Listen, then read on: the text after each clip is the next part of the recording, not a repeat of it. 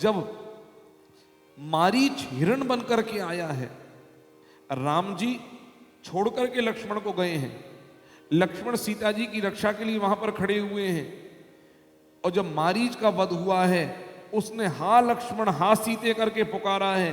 सीता जी के मन में संदेह हुआ है और लक्ष्मण को राम आज्ञा से वंचित करके कहा तुम चले जाओ यहां से। लक्ष्मण जी ने कई बार मना किया है,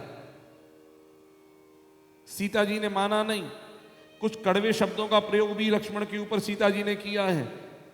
लक्ष्मण गया है राम आज्ञा छोड़ करके, परिणाम क्या हुआ आप देख लें। एक नहीं अनेक उदाहरण हैं। इसलिए शास्त्रों में एक बात स्पष्ट कही है, जिस राज्य का कोई राजा नहीं है वो राज्य नष्ट हो जाएगा। आगे चर्चा आएगी। अनायका विनश्यन्ति, जिस राज्य के बहुत सारे राजा हैं वो राज्य भी नष्ट हो जाएगा। मैं अपनी चलाऊं, वो अपनी चलाएगा, ये अपनी चलाएगा, वो अपनी चलाएगा। समस्या उत्पन्न कहां होती है? मैं जैसा चाहता हूं वैसा ही हो। कभी कभी ये मेल ईगो भी आगे आड़े आ जाता है। मैं जैसा चाहता हूं ऐसा ही हो, ये समस्या है। और समाधान क्या है? मैं जैसा चाहता हूं वैसा भी हो जाए तो क्या समस्या है? ये ही और भी का ही समस्या है, भी समाधान है। ऐसा ही हो समस्या और ऐसा भी हो समाधान। तुम अपना भी कर लो, अपने ये भी कर लो, लेकिन 10 लोग निर्णय एक साथ करेंगे अलग अलग विचारधारा तो राज्य नष्ट हो जाएगा। नारायण सुनीति के गर्भ से ध्रुव उत्पन्न हुए, सुरुचि के गर्भ से उत्तम उत्पन्न हुए हैं। और एक बार अपमान हुआ सुरुचि के द्वारा ध्रुव का। जब अपने पिता से मिलने ध्रुव आए हैं तो सुरुचि ने धक्का देकर नीचे गिरा दिया। कहा नौकरानी के बेटा राजगद्दी चाहता है। अच्छा एक चीज देखें, उस समय पिता ने भी कुछ नहीं कहा, सर नीचे झुका लिया। ध्रुव रोते रोते मां के पास में आए। एक 5 वर्ष के बालक पर इतनी बड़ी ठेस कैसे लग सकती है? बच्चा ही तो है, चॉकलेट देकर बहला दिया जाता। इतना कठोर क्यों लगा? अगर कोई और बोलता तो शायद इतनी पीड़ा नहीं होती, कोई और बोलता तो शायद इतनी पीड़ा नहीं होती, लेकिन बोला तो किसी अपने ने है, तो सहन नहीं हुआ। देखो भैया, एक बार लोहे ने और सोने से पूछा, सोना और लोहे की बातचीत हो रही है। सोने को एक सुनार भी पीटता है लोहे से, और लोहे को एक लोहार भी पीटता है लोहे से। लेकिन सुनार जब पीटता है लोहे से तो आवाज नहीं होती है, लेकिन लोहार पीटता है लोहे को लोहे से तो आवाज ज्यादा होती है। तो पूछा इतनी आवाज क्यों होती है तुझ में? मैं पिटती हूं जब तो आवाज नहीं होती। सोना कहता मैं जब पिटता हूं तब तो इतनी आवाज नहीं होती, तू पिटता है तो इतना क्यों चिल्लाता है? तो लोहा कहता है तू खुश नसीब है। क्यों? बोले तुझे पीटने वाला कोई और होता है, लेकिन बदनसीब तो मैं हूं, मुझे पीटने वाला भी मेरा कोई अपना ही होता है। और वाकई में तकलीफ तब ही ज्यादा होती है जब अपना ही कोई अपने को चोट पहुंचाता है। नारायण, वो कहा ना किसी ने कि मेरी कश्ती डूबी भी वहां जहां पानी कम था। हकीकत ये है। और महाराज ध्रुव जी को ठेस लगी, मां ने कड़वा बोला, बाप भी संभाल लेता तो शायद संभल जाता, लेकिन बाप ने भी सर नीचे कर लिया। तो ध्रुव जी महाराज मां की गोद में आए हैं, और मां बच्चे की सबसे पहली गुरु होती है। माओं को एक चीज सीखनी चाहिए। पहले के समय, बाल्यकाल की हम अपनी बात बताते हैं, कभी अगर हमारी ताई जी हमको डांटती, हमारी बड़ी मम्मी, तो हमारी मां की हिम्मत नहीं थी वो ये बोल जाए कि मेरे बच्चों को डांटने की आप में हिम्मत कैसे हुई। घर की बात बता रहा हूं। और तो और बताऊं, जब जब ये होता है कि अगर घर के बड़े तुम्हारे बच्चे को डांटे और तुम ये कहो कि आपकी हिम्मत कैसे हुई मेरे बच्चे को डांटने की, वो घर खत्म हो जाएगा। हमारे गुरुकुल में विद्यार्थी पढ़ने आते, एक विद्यार्थी नाम लिखवाने अष्टोत्तर के समय जब आया तो लोकल लड़का था, ब्राह्मण शरीर, वो किसी से लड़ाई कर गया।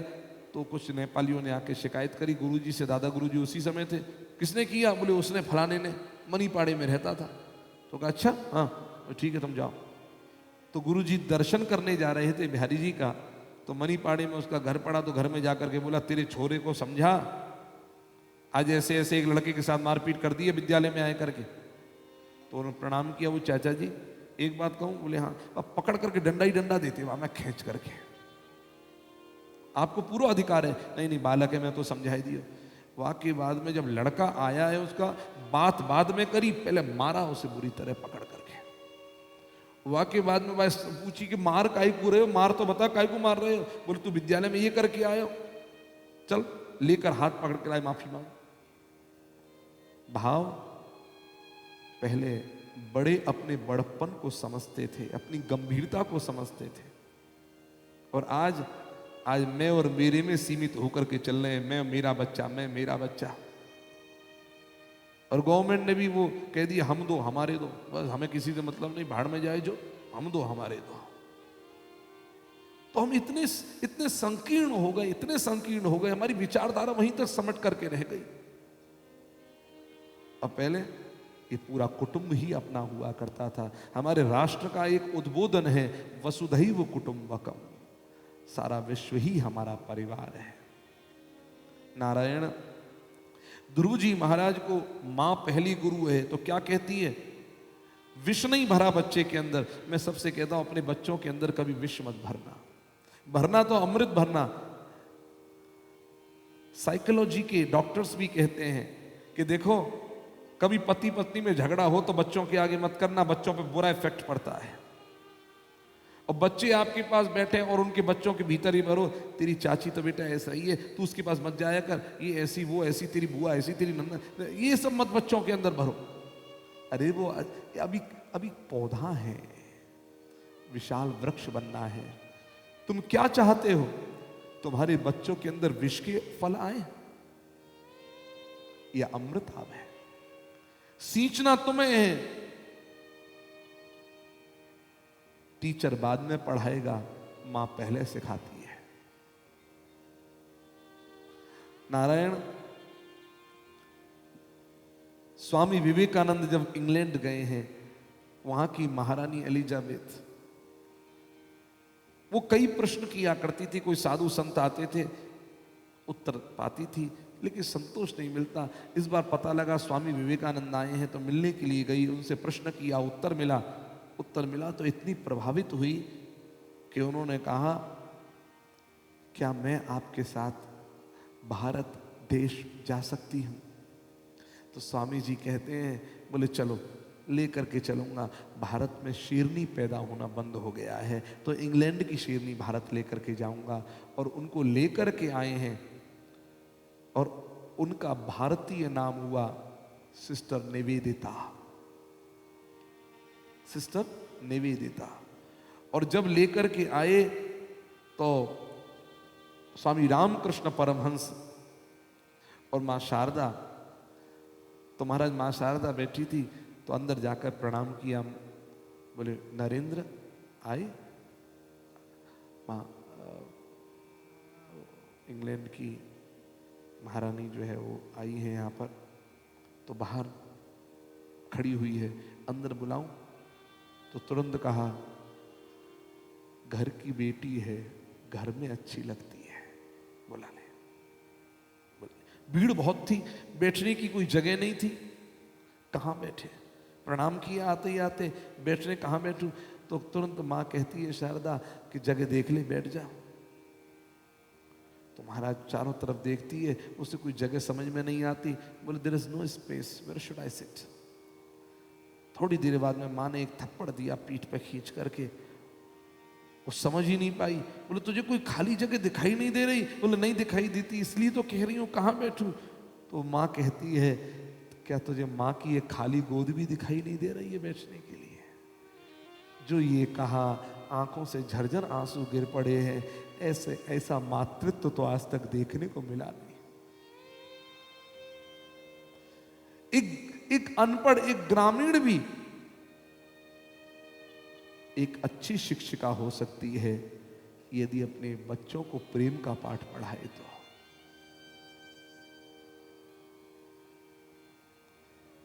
An illiterate woman can be the greatest teacher in this world if she teaches her child a lesson of love. सिर्फ प्यार है कौन सा वह तत्व जो सारे भुवन में व्याप्त है, ब्रह्मांड भी पूरा नहीं जिसके लिए पर्याप्त है कौन सी वह शक्ति, हाँ जी कौन सा वह भेद है, बस ज्ञान ही जिसका मिटाता आपका सब खेद है, वह प्रेम है, वह प्रेम है, वह प्रेम है, वह प्रेम है। इस प्रेम के जल से सींच करके ध्रुव को भेजा, जाकर के भगवत दर्शन करके आना।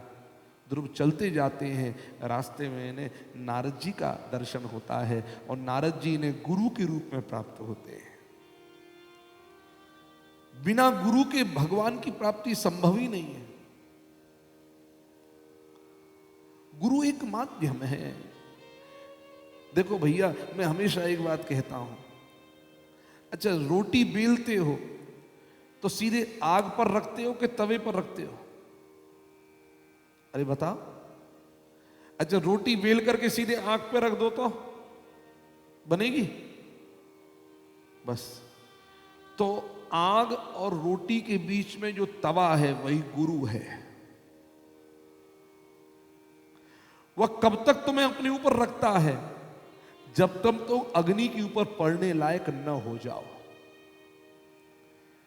सदगुरु भी तुम्हें अपने चरणों में तब तक रखता है जब तक भगवान को पाने लायक तुम्हारा जीवन पक नहीं जाए, तप नहीं जाए। जब वो तप जाता है, पक जाता है, समझते हैं हाँ अब ठीक है, अब चल जाएगा, अब यहां से लो। देखो सदगुरु तब तक ही साथ हैं जब तक ये उनको लगता है कि चेला कहीं बीच में से नहीं लौट जाए।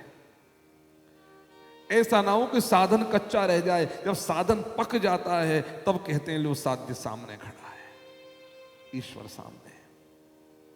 ध्रुव जी महाराज को नारद जी ने मंत्र दिया है, द्वादशाक्षर मंत्र, ओम नमो भगवते वासुदेवाय। इसी मंत्र के बल पर भगवत दर्शन किया ध्रुव जी ने 6 महीने के भीतर। और तो और क्या कहें, इन्हीं ध्रुव जी के वंश में आगे चल। ध्रुव ने तो वो पद पाया है जिस पद को इनके बाबा ने भी नहीं पाया। ध्रुव को भगवान ने दर्शन दिया। कैसी साधना है 5 वर्ष के ध्रुव की, जरा उसका एक बार दर्शन करें। इंद्रियों को जीतना पहले जरूरी है। गुरुजी ने बताया इंद्रियों को जीतो। इंद्रियों को कैसे? जलेबी क्यों खा रहे हो? रसगुल्ला क्यों खा रहे हो? बढ़िया स्वादिष्ट पकवान क्यों खा रहे हो? किसी ने कहा महाराज जीने के लिए, बोले अच्छा करेला खाओगे तो मर जाओगे क्या? अगर कड़वी चीज खाओगे तो मर जाओगे क्या? बोले नहीं जी तो जाएंगे, स्वाद नहीं लगेगी। बोले फिर भैया एक बता दो, स्वाद के लिए जी रहे हो कि जीने के लिए जी रहे हो? जब तक जिह्वा के स्वाद में लगे रहोगे तब तक भीतर का आनंद स्वाद नहीं आ पाएगा। इस जीव के स्वाद से तो ऊपर उठना है। ध्रुव जी महाराज ने, महाराज पहला महीना हुआ तो 3 दिन में बेर खाते हैं और कैत खाते हैं, फल है, और फिर तपस्या करते हैं। दूसरा महीना लगा तो 6 दिन में एक बार पेड़ के पत्ता खाते हैं, फिर तपस्या करते हैं। तीसरा महीना लगा 9 दिन में एक बार यमुना का जलपान करते हैं, फिर तपस्या करते हैं। 5वां महीना लगा महाराज 12 दिन में एक बार हवा पीते हैं। चौथे महीने में हवा पीते हैं और फिर तपस्या करते हैं 12 महीने में केवल हवा पीकर। और जैसे ही 5वां महीना लगा, दोनों प्रकार की वायु, 2 प्रकार की वायु है, एक समष्टि और एक व्यष्टि। व्यष्टि जो सब तरफ व्यापक है, समष्टि जो तुम्हारे भीतर है। जैसे आप लोग सांस लो, जब तक वो भीतर ली हुई सांस है तब तक तो मुंह बंद भी रख सकते हो, नासिका भी बंद कर रख सकते हो, लेकिन उसके बाद आपको छोड़ना पड़ेगा, नहीं पड़ेगा सांस लेने के लिए? तो जो भीतर है इसका नाम समष्टि, बाहर जो व्यष्टि व्यापक है। दोनों को एक कर लिया, अपने भीतर ही समाहित कर लिया, बाहर कोई वायुमंडल में वायु नहीं। सब व्याकुल हुए, भगवान से प्रार्थना करी, भगवान दर्शन देने आए। ध्रुव नेत्र खोलो। अब जिसको भीतर दर्शन हो रहा है बाहर आंख क्यों खोलेगा? अच्छा, मुझे एक कई बार आश्चर्य लगता है, लोग मंदिर में जाते हैं तो आंख बंद करते हैं। जाते जाते मंदिर में हम पूछते कहाँ जा रहे हो? बोले मंदिर में दर्शन करने के लिए। आप भी चलो? बोले आते हैं। अब मंदिर में पहुंच गए, जा करके हम भी पहुंचे, हमने देखा अजय वो ये जो दर्शन करवे आए हो, तो ठीक है। हमने बातें कही, भैया हाँ आ गए, हाँ ठीक, आंख बंद करो। अरे कमाल कर दिया, आए हो तो दर्शन करवे, आंख का ही बंद कर रहे हो? ध्यान कर रहे हो, ध्यान मंदिर के बाहर भी है। जा तो यहां तो ठाकुर जी को निहारना है, ठाकुर जी की झांकी निहारनी है। और निहारते निहारते कब तक निहारें? इतना निहारो कि निहारते निहारते जब वो झांकी तुम्हारी आंखों में बस जावे तो बस आंखें बंद कर लियो। अब लेकर के चलो इसी को भीतर। ठाकुर को जब तक कैदी नहीं बनाया तो तुम्हारा दर्शन करना बेकार हो गया। एक गोपी तुम्हारा देखते देखते ठाकुर को आंख के अंदर बंद कर लिया। भगवान भी छटपटाने लगे, कहां अंधेरे में डाल दिया? बोले भीतर उतर जा, प्रकाश ही प्रकाश है। मोहन मेरे सांवरे नयन ढांप ले हूं तो ना मैं देखूं और को ना देखन देहूं तो न मैं किसी को देखूं न तुझे किसी को देख ले, तू भीतर उतर जा। दर्शन करने, दर्शन मतलब उतर जाए जो भीतर। ध्रुव जी महाराज नेत्र बंद किए हुए, भीतर दर्शन हो रहा है तो बाहर क्यों देखेंगे? भगवान ने भीतर के चित्र को खींचा, ध्रुव जी ने नेत्र खोला तो महाराज शशंक चक्रम सकरीट कुंडलम सपीत वस्त्रम शिरश्री क्षणम भगवान का दर्शन किया, चरणों में गिर पड़े। भगवान ने कहा वरदान मांगो, क्या चाहिए? अब जीवन का अर्थ देखो। ये कहते हैं अपने चरणों की भक्ति दो। बोले जब आया था तो यही चाहता था? बोले नहीं। बोले तब तो चाहता था राज्य, अब चाहता हूं आपके चरणों की भक्ति। जीवन का अर्थ क्या है? भगवान के चरणों की भक्ति।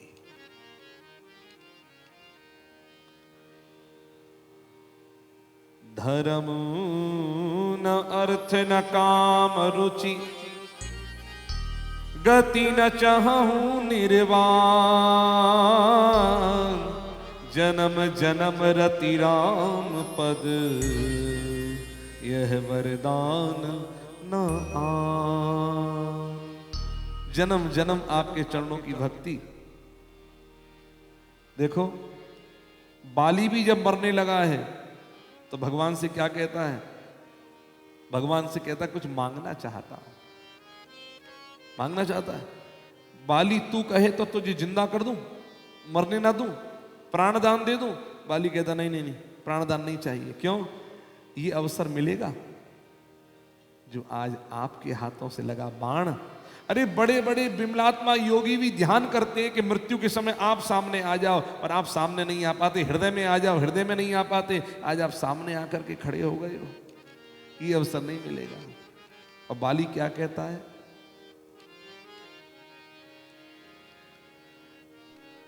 अब नाथ करी करुणा बिलो कहूं देहूं जो बर मांगहूं।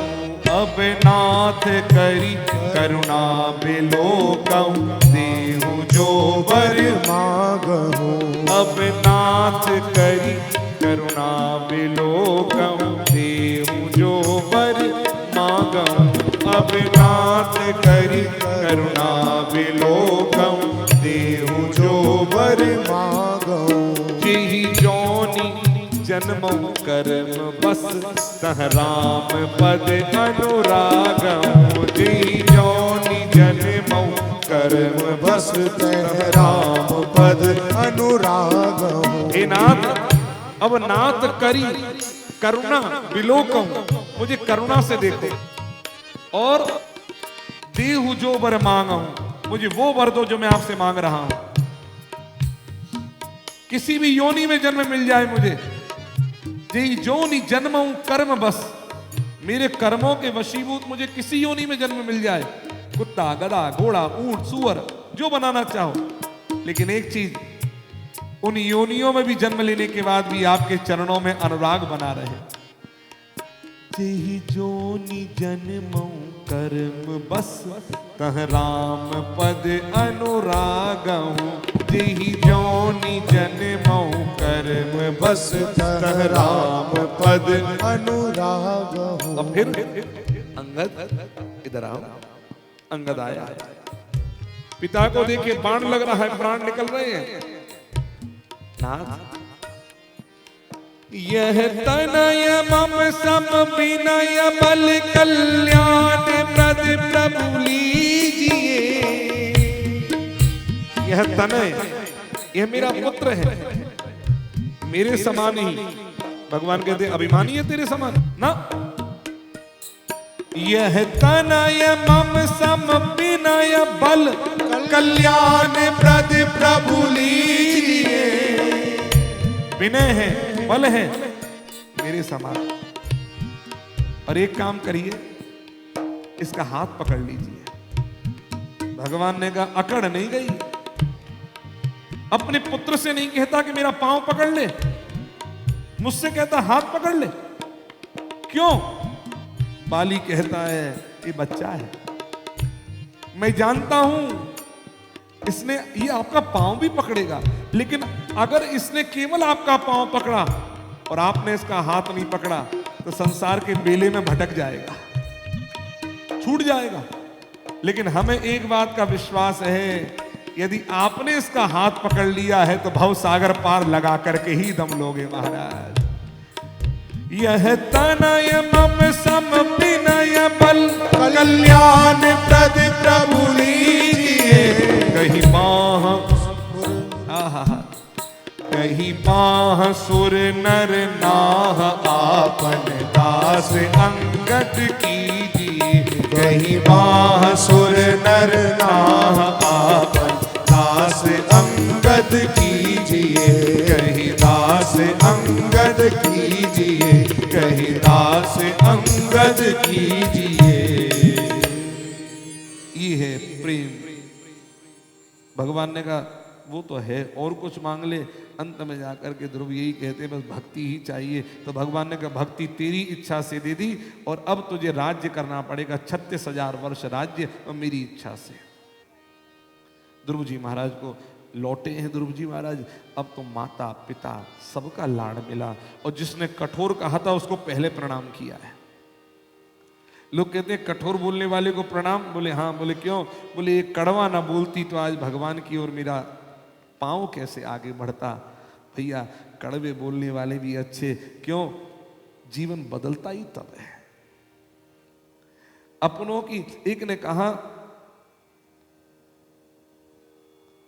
जमाने की गरचोट खाई ना होती तो तेरी शाम याद मुझे आई ना होती। यदि अपनों से चोट मैंने खाई ना होती तो तुम्हारी मुरारी याद आई ना होती। ये चोट खाने का ही परिणाम है जो ठाकुर स्मरण होने लग गया। और महाराज ध्रुव जी के वंश में आगे चल करके अंग नाम करके राजा हुए, वेन नाम करके राजा हुए। वेन बड़े पापी निकले महाराज, इनको ऋषियों ने शाप दे करके मार दिया। रामचरितमानस में तो यहाँ तक लिखा है कि वेन के समान दूसरा पापी आज तक हुआ ही नहीं पृथ्वी पर। अधम न वेन समान, पृथ्वी पर वेन से बड़ा पापी कोई नहीं हुआ। और महाराज नारायण बाद में जाकर वेन के शरीर को मथा गया तो पृथु जी महाराज, अर्ची महारानी इनका जन्म हुआ। लक्ष्मी नारायण के अवतार, देवताओं ने पुष्पों की वृष्टि जयकार बोली लक्ष्मी नारायण भगवान की जय। और महाराज उसके पश्चात में इन्होंने नागरीय व्यवस्था का विभाजन किया। जितने नगरों की व्यवस्था है, ग्रामीण है, ये सब पृथु जी महाराज की देन है। और खेती की परंपरा, जो कृषि परंपरा है, ये भी पृथु जी महाराज ने। पहले खेती होती नहीं थी, बल्कि अपने आप ही अन्न उपजाती थी पृथ्वी अपने आप अन्न उपजाती थी, ऑटोमेटिक जनरेट करती थी अन्न को। और इसका उदाहरण मैं कई बार कथाओं में दे चुका हूं कि घरों की छत पर भी कभी पीपल का पौधा और नीम का पेड़ देखने को हमें मिलता है, वहां बीज डाला नहीं गया। लोग कहते पक्षी कभी दाना लेकर जा रहा, वो सब कहने की बात है। प्राचीन प्रायः हर घरों में और आप देखना पानी किसने दिया, सूरज का प्रकाश कैसे पहुंचा, कैसे पौधा निकला। आप एक चीज देखो, हरी मिट्टी नहीं है पहाड़ों के ऊपर, लेकिन बड़े बड़े पेड़ देवदार के खड़े हुए हैं। कौन बोता है, कौन पैदा करता है, कौन बढ़ाता है? नारायण। सब कुछ व्यवस्था व्यवस्थित है। उसके पश्चात में प्राचीन बरही नाम करके एक राजा हुए। इन्होंने इतने यज्ञ किए हैं, यज्ञ में केवल एक ही काम गलत कर दिया। क्या किया? बलि चढ़ाई है। यज्ञों में बलि चढ़ाने का विधान नहीं है शास्त्रों में। कलकत्ते में काली मंदिर में भी बलि चढ़ती है, कामाख्या में जाएंगे बलि चढ़ती है, गुवाहाटी के पास मंदिर है, बलि चढ़ने का विधान शास्त्रों में कहीं नहीं है, निषेध है।